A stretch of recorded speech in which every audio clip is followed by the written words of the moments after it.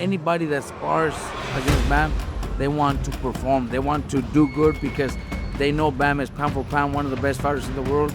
So to them, that's actually an accomplishment if they're actually doing really good against Bam. He always knew he was going to be great because that was in his mind. So dedication is one of the most important things in boxing, and he has it. I think what makes him special is he believes in himself and his ability to do his footwork with that ease is something that you're born with. It's not something that somebody teaches you. I think it's something you're born with, and I think he was born with that ability when it comes to his footwork.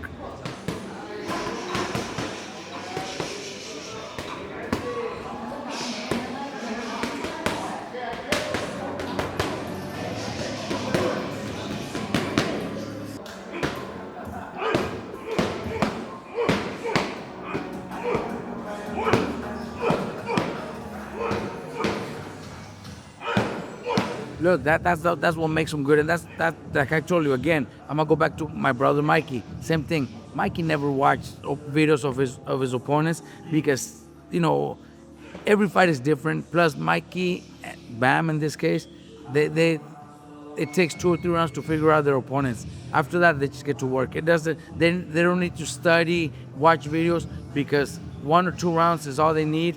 And when you have somebody like Bam, who's so smart in the ring and so talented, even ourselves, it makes it a lot easier for us. We don't have to go in there and watch every single fight of the opponent. We just need to watch a few rounds of two or three different fights because we know they also know how to figure it out on their own.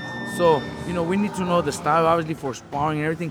But when it comes to when the bell rings, Bam is does his job with his mind and his skills so easy.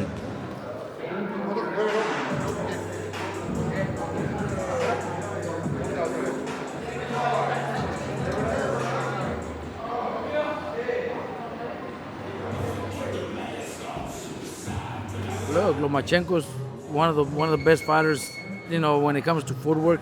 One of my favorites, because he always had beautiful footwork.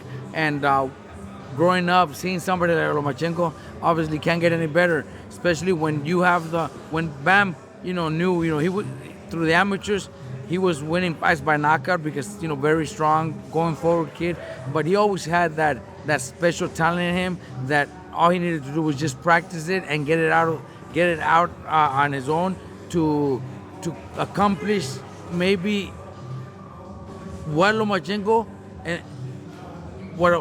did, and much more, because I think Bam is in a position where he could be a 4 division champion, maybe 5. His goal is to be champion in multiple divisions. So I think he could accomplish more than what Lomachenko did, because Lomachenko was, if I'm not mistaken, a 2 or 3-time champion. 3-time champion. I think Bam could be 4 or 5 division champion.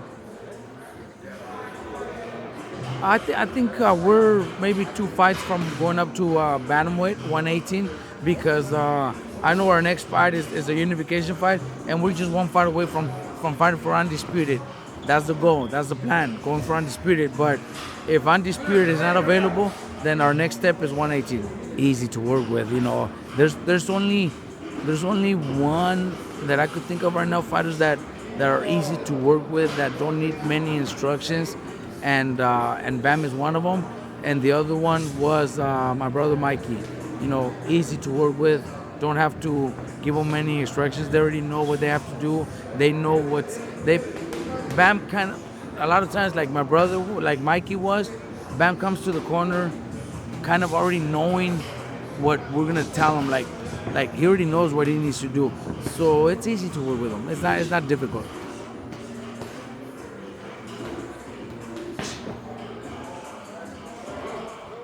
When I was fighting, my trainer, my dad, never allowed anybody in the family to be close to us until after the fight. Not even a phone call. It was just old school mentality. I don't have a problem with that because I know that I lived it. I lived being away from my wife, my 2 oldest boys, and missing out on a lot of activities. now that I lived it, I know it's actually fun and good to have loved ones around you, because after training you go home, you want that support, you want that love. It doesn't affect, a lot of old school mentality. Oh no, you can't be around your family because they're gonna distract you. I think it's totally the opposite. Fighters feel nice and relaxed when they go home to their family, go have lunch, dinner, breakfast with their families. Be able to talk different things that have nothing to do with boxing. I have no problem with Bam bringing his family. I know she stays here for a few weeks, but then she goes back home and for the rest of camp. But I have no problem with anybody bringing their family with them. We start with some boxing stance squats, so it's a weighted squat. We use a harness, so we're not loading the spine necessarily. Boxer doesn't necessarily need that. So you're in your boxing stance squatting, mimicking a movement you do in boxing, so strengthening the muscles, motor unit recruitment, muscle activation are the muscles used. Then we go into jumping, which is a dynamic exercise, which improves the rate of force development. So a combination of motor unit recruitment and rate of force development is the equation for force or power. So it's a little bit of exercise there, warming up the muscles like that, getting a little bit of training. Then we go into the really hard stuff. We have the bike for calories, so we're doing a high number of calories in a short period of time. So you really have to push the pace. You have that bike, your heart rate's up really high, legs are already burning, and you gotta produce force by pushing the sled back and forth.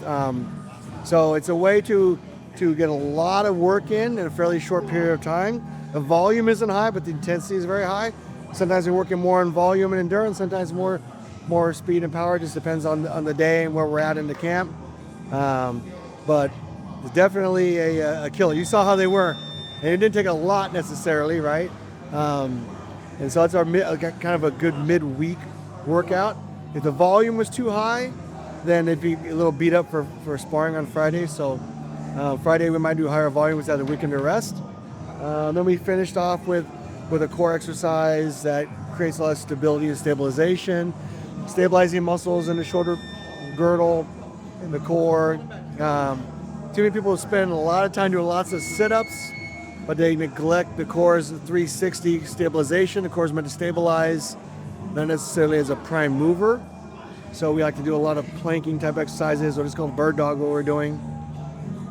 Looks easy, but as you can tell, it's not even a long period of time. I mean, that's harder than doing a couple hundred sit-ups, so, and to me more effective, because again, we're trying to create stabilization in the core, which is responsible for transferring force from the lower extremities to the upper extremities. So that was the day. It wasn't an extremely high volume or long workout, but it was a pretty intense workout. We train for effectiveness and efficiency, not just to make it hard, right? Hard is great, but if it's hard without purpose, then it's a waste of energy and time.